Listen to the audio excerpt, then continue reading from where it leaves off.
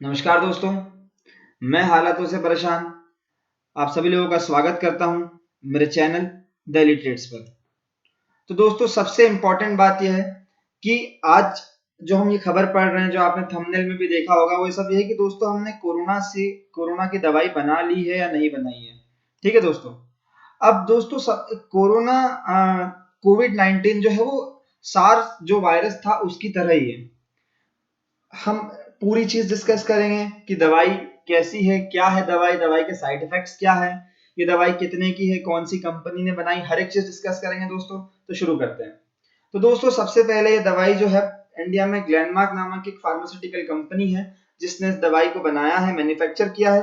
पर दोस्तों सिर्फ मैन्युफैक्चर किया है, डिस्कवर नहीं किया है। आप अंतर देख लीजिएगा। जैसे कि अब वीवो ओप्पो फोन जो है वो इंडिया में मैन्युफैक्चरर हो रहे हैं, ठीक है।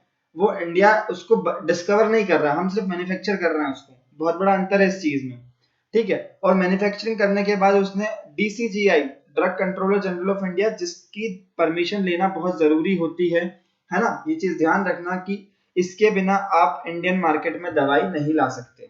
तो ये परमिशन भी इसे मिल चुकी है दोस्तों।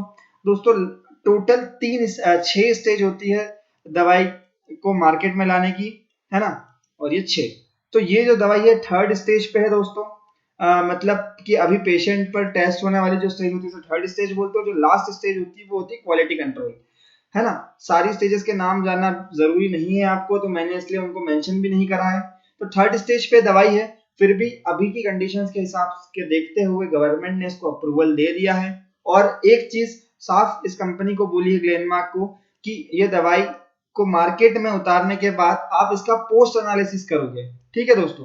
पोस्ट एनालिसिस मतलब कि आप ये दवाई जितने लोगों ने ली है उसके बाद उन लोगों से पूछोगे कि इस दवाई का उन्हें कोई साइड इफेक्ट तो नहीं हो रहा, कोई और दिक्कत तो नहीं हो रही इस दवाई की वजह से। ये सब चीजें पूछना पड़ेगी आपको, ठीक है दोस्तों।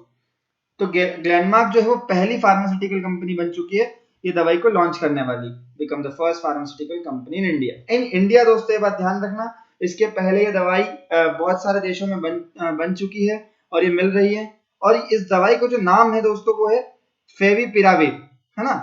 ये इसका नाम है, नाम ध्यान रखना, एग्जाम के लिए भी बहुत इंपॉर्टेंट है नाम, फेविपिराविर। जो माइल्ड टू मॉडरेट जो कोविड 19 केसेस है, मतलब एक्सट्रीम तो नहीं हो सकता इससे ठीक, पर अगर आप शुरुआती स्टेज पे है या बीच में कहीं है, मॉडरेट में है, तो आपका कोरोना जो है वो ठीक करने में कारगर साबित हो सकती है ये दवाई।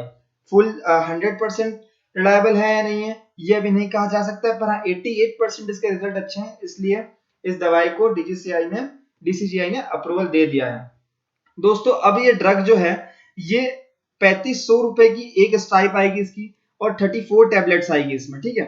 और 103 रुपए के लगभग की ये एक गोली पड़ेगी दोस्तों। कितने की? 103 रुपए की। दोस्तों ये गोली थोड़ी महंगी जरूर है, पर जिस हिसाब से यह बीमारी है उसके हिसाब से, और फिर इसकी मैन्युफैक्चरिंग की कॉस्ट वगैरह सब मिला के दोस्तों इस गोली की प्राइस इतनी ही बन रही है, ठीक है दोस्तों। और मैक्सिमम 200 mg तक ही इस टैबलेट का मैन्युफैक्चर होगा, है ना। और ये बिना प्रिस्क्रिप्शन के आपको अवेलेबल नहीं हो सकती। पर हाँ ये एक गेम चेंजर आप इसे जरूर बोल सकते हो दोस्तों, क्योंकि इस समय पर ऐसी चीज की बहुत ज्यादा जरूरत थी, क्योंकि लोग बहुत डरे हुए हैं, काम करना भी बहुत मुश्किल होता जा रहा है। तो ऐसी सिचुएशन में ये दवाई बहुत बड़ी गेम चेंजर साबित हो सकती है। और इस कंपनी को भी इस दवाई केवल लॉन्च करने से बहुत फायदा हुआ है, मैं आपको बताने वाला हूँ दोस्तों। तो सबसे पहले हम इस दवाई के बारे में जानते हैं। जैसा कि मैंने कहा था कि दवाई बहुत पहले बन चुकी थी, ये यूज हम ऐसे कर रहे हैं जस्ट लाइक हाइड्रोक्सीक्लोरोक्विन। तो ये फाविपिराविर नाम की जो दवाई है, ठीक है, इसको फाविफ्लू भी कहते हैं दोस्तों, है ना। और ये इकलौती दवाई नहीं है, और भी बहुत सारी दवाई है। मैंने एक नाम लिखा है यूमिफेनोविर, एक ACHQ करके कोई दवाई है, और 2-4 दवाई और। इन दो को तो इंडिया ने अप्रूवल दे दिया है, पहले इसको दिया है फाविपिराविर को, उसके बाद इसको मिला है। और 3 दवाई और है जो अभी अंडर टेस्टिंग चल रही है। जापान में ये दवाई का जो नाम है कमर्शियल नेम वो एविगन है। ये इन्फ्लुएंजा दोस्तों एक महामारी है जिसके इलाज के लिए जापान में इसको यूज करते थे, और 2014 से ही ये दवाई वहां पे अप्रूव्ड है, ठीक है। अब इसके जो क्लिनिकल ट्रायल्स है वो मैंने जैसा कि आपको कहा था 88% तक कारगर सिद्ध हो रहे हैं, है ना। पर दोस्तों ये दवाई वर्क कैसे करती है मैं आपको बताता हूँ। कि ये जो दवाई है ये सेल जनरेशन की जो प्रोसेस होती है, मतलब जो रीग्रोथ होती है सेल, जो एक के बाद एक सेल मल्टीप्लिकेशन जो होता है, ठीक है, यहाँ मैंने लिखा है दोस्तों ये आरएनए डिपेंडेंट आरएनए पॉलीमरीज, ठीक है, तो इस चीज को ये स्टॉप कर देती है, इसलिए प्रेग्नेंट वुमेन को नहीं दे सकते हम लोग, ये इसकी एक खामी है दवाई की, क्योंकि जो फीटस है जिसमें जो बेबी बॉर्न होता है, तो वो जो बेबी जब बढ़ता है, सेल की जो ग्रोथ होती है वो रुक जाती है दोस्तों, क्योंकि जो दवाई है ये भी कोरोना के जो वायरस है उसकी ग्रोथ रोक देती है, तो उससे वो बेबी की भी ग्रोथ रुक जाती है। तो वायरस की ग्रोथ रुकने की वजह से वायरस कम पड़ जाते हैं और धीरे धीरे वो हमारी इम्यूनिटी उस वायरस को किल कर देती है, ठीक है दोस्तों। उसके बाद Fabiflu is the first drug to be approved by DGCI for the treatment of कोविड-19 इन्फेक्शन, है ना, पहली ड्रग है। उसके बाद दोस्तों ये 18 से 75 साल के लोगों तक पे इस्तेमाल की जा सकती है ना। उसके बाद ये जो क्लिनिकल ट्रायल्स इसके रशिया, जापान और चाइना में हो रहे हैं, है ना। उसके बाद दोस्तों बांग्लादेश में भी इसका कमर्शियल यूज स्टार्ट हो चुका है। बांग्लादेश को अभी अभी दोस्तों 1 बिलियन डॉलर का लोन जो है वो पास हुआ है ना। ये बहुत बड़ा लोन है जो बांग्लादेश को अभी शायद WHO दे रही है, अभी मुझे कंफर्म नहीं है दोस्तों, पर जैसे ही होगा मैं उस पर एक नई वीडियो आपके लिए लेके आऊंगा कि बांग्लादेश को इतना बड़ा लोन जो है वो पास हो चुका है WHO की तरफ से। बांग्लादेश ने कमर्शियली ये वैक्सीन भी लॉन्च कर दी है, एक हफ्ते के अंदर इंडियन मार्केट में भी ये वैक्सीन आ जाएगी। रशिया, जापान और चाइना ऑलरेडी इसका यूज कर रहे हैं दोस्तों। इसके साइड इफेक्ट्स बहुत कम है, 2014 से ये बनी हुई है, तो इसलिए इसको परमिशन मिलना कोई बड़ी बात नहीं थी। और इसी चीज के लिए दोस्तों इसका इंजेक्शन भी है, इसको रेमडेसिविर करके एक इंजेक्शन है फॉर कोरोना वायरस, उसके ट्रीटमेंट के लिए इस्तेमाल भी कर सकते हैं दोस्तों, वो भी इसी के उससे बना है, फाविपिराविर के उससे। उसके बाद दोस्तों ग्लेनमार्क जो है वो ये दावा कर रहा है कि ये 4 दिन में ही कोरोना वायरस का इफेक्ट कम करने लगता है, ठीक है दोस्तों।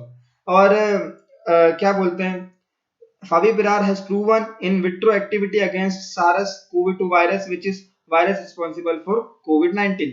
तो दोस्तों ये जो वायरस है यही COVID-19 के लिए रिस्पॉन्सिबल है, और ये in vitro activity, in vitro मतलब दोस्तों जो हमारे शरीर के अंदर हो रही है एक्टिविटी, ठीक है, उससे लड़ने में कारगर सिद्ध हो चुका है। उसके बाद दोस्तों सबसे इंपॉर्टेंट चीज है कि central drug standard control organisation, यही वो ऑर्गेनाइजेशन है दोस्तों जो हर दवाई को अप्रूवल देती है, जो इंडियन मार्केट में दवाई आ सकती है कि नहीं आ सकती है उसको अप्रूवल देती है, हर एक चीज को अप्रूवल इसी ऑर्गेनाइजेशन से मिलता है। ये ऑर्गेनाइजेशन किसके अंडर में दोस्तों, तो ये है directorate general of health service. और दोस्तों ये किसके अंडर में आता है, तो ये आता है ministry of health and family welfare, government of India. और दोस्तों ये जो चीज है इसके जो मिनिस्टर है वो कौन है दोस्तों, तो वो है हर्षवर्धन, जो अभी काफी चर्चित मिनिस्टर हो चुके हैं, WHO में भी इनका बहुत नाम हो चुका है। आप बताइएगा इनकी क्या क्या उपलब्धियां है कमेंट सेक्शन में, ठीक है दोस्तों। और इसमें इसके बाद DCGI के बारे में हमने पढ़ ही लिया था, कंट्रोल जो भी करती है वो सब चीजें। उसके बाद दोस्तों क्या हम लोग फाविफ्लू खुद ले सकते हैं, नहीं, हम लोग ये गेम चेंजर इसलिए कह रहे हैं क्योंकि मेडिसिन के रूप में हम लोग खुद मतलब बिना किसी की हेल्प के जरूर ले सकते हैं, पर बिना प्रिस्क्रिप्शन के इसे नहीं ले सकते। ये प्रिस्क्रिप्शन बेस्ड मेडिसिन है दोस्तों। सबसे मेन इंपॉर्टेंट चीज है दोस्तों कि इसमें आप जब ये मेडिसिन आपको लिखी जाएगी बाय डॉक्टर, तो आपको भी लिख के देना पड़ेगा कि हाँ ये मेडिसिन मैं ले रहा हूँ, तो डॉक्टर आपके कंसेंट के बिना, ठीक है, इस मेडिसिन को आपको प्रिस्क्राइब नहीं कर सकता। सबसे इंपॉर्टेंट चीज ये है कि आप जब तक नहीं बोलोगे कि मुझे मेडिसिन दे दो, तब तक डॉक्टर इसको प्रिस्क्राइब नहीं करेगा विदाउट योर कंसेंट, ठीक है। और ये जैसा कि मैंने कहा था 20 से 90 ईयर तक के लोगों को दे सकते हैं, वहां 75 लिखा था 90, मतलब आप हर उम्र बच्चों के बाद आफ्टर एडल्ट्री मतलब 18 साल से ऊपर के लगभग सारे जनों को ये मेडिसिन आप दे सकते हैं, ठीक है दोस्तों। और ये तो मेडिसिन है डायबिटीज और हार्ट पेशेंट वालों के लिए भी कारगर सिद्ध हो चुकी है, ट्रीटमेंट इसका चल रहा है, लोगों पे इसका कोई बुरा इफेक्ट ऐसा पड़ा नहीं है, तो आप इन्हें भी ये मेडिसिन दे सकते हैं, ठीक है। फिर इस मेडिसिन के बारे में और क्या जानना सकते हैं हम, तो the drug will be soon be available in hospital and stores as in a pack of 34 oral tablets, ये हम जान चुके हैं दोस्तों। इसकी जो प्राइस है वो भी जान चुके हैं कितनी होगी, एस्टिमेट जो इसका ट्रीटमेंट है 14 दिन का लगभग 14,000 के लगभग पड़ेगा दोस्तों, ठीक है। उसके बाद ईच टैबलेट जो है 103 रुपीज की है, ये भी हम देख चुके हैं। और ओरल इनटेक, उसके बाद सबसे मेन चीज दोस्तों जो मैंने आपको बताया था, तो हाँ इस कंपनी को बहुत बड़ा फायदा हुआ है, ग्लेनमार्क फार्मास्यूटिकल्स को 35% का इजाफा हुआ है सिर्फ एक दिन में, है ना। केवल इसने कोविड-19 की जो ड्रग है वो लॉन्च करी है इंडिया में सबसे पहले। और दोस्तों यही बातचीत सबकी चल रही थी कि जो कंपनी सबसे पहले अगर इस कोविड-19 के मेडिसिन को लॉन्च करेगी उस कंपनी के शेयर ऑटोमेटिकली बहुत बढ़ जाएंगे। तो दोस्तों यहाँ पर आप देख सकते हैं जंप फ्रॉम 34.99% टू 552.25%, 35% का इजाफा दोस्तों बहुत बड़ा इजाफा होता है किसी भी चीज में हो चाहे। ठीक है दोस्तों, तो इस कंपनी को इस चीज से बहुत फायदा हुआ है।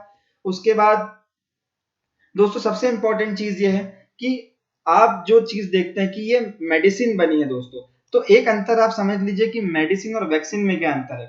ठीक है, तो दोस्तों मेडिसिन जो होती है वो किसी भी चीज का उपचार करती है, पर वैक्सीन उस चीज को खत्म करने के लिए भी यूज हो सकती है। जैसे आपको सर्दी खांसी हो रही है, ठीक है, तो सर्दी खांसी में आपको मतलब जो इंग्लिश में से बोलते हैं हम कोल्ड या कफ आपको हो रहा है दोस्तों, तो कोल्ड या कफ में आपको मेडिसिन देते हैं तो वो कुछ समय के लिए कोल्ड या कफ खत्म हो जाता है, मतलब कुछ समय तो नहीं, उस समय के लिए खत्म हो जाता है। पर वैक्सीन इज यूज की वो जो चीज है, जैसे टीबी का वैक्सीन आप ले चुके हो तो अब आपको टीबी होने के चांसेस 80 टू 90% खत्म हो जाएंगे। ठीक है दोस्तों, लगभग तो 100 ही होता है, पर 100 किसी चीज में हम आइडियल कंडीशन नहीं ले सकते। तो 90 और तो और 95% तक आपको वो बीमारी नहीं होगी। जैसे बचपन में बच्चों को 5 से 10 साल तक जो टीके लगते हैं, जो पोलियो के वैक्सीन है दोस्तों, वो वैक्सीन है, मतलब उस अगर आप वैक्सीन पूरे बराबर ले रहे हो तो आपको पोलियो होने के चांसेस 95% तक कम हो जाएंगे। और दवाई में ये होता है दोस्तों कि आप जो बीमारी है उससे ठीक हो जाओगे। तो दोस्तों दवाई और वैक्सीन में एक अंतर और ये है कि आप मेडिसिन जो है वो बीमारी के पहले यूज नहीं कर सकते। मतलब आप ऐसा नहीं कर सकते कि आपको सर्दी हुई नहीं है और आप सर्दी की गोली लेने लग गए, है ना दोस्तों, पहले सर्दी होगी फिर आप गोली लोगे ना। पर वैक्सीन का ऐसा कोई कुछ नहीं रहता दोस्तों। वैक्सीन में ऐसा है कि आप पहले से ही अपनी बॉडी को प्रिपेयर कर लेते हो कि अगर आगे कभी भी हमें ये बीमारी ना हो। तो दोस्तों यही सब कुछ आज के लिए था। मैं उम्मीद करता हूँ आप सब लोगों को ये पसंद आया होगा दोस्तों। धन्यवाद दोस्तों, जय हिंद।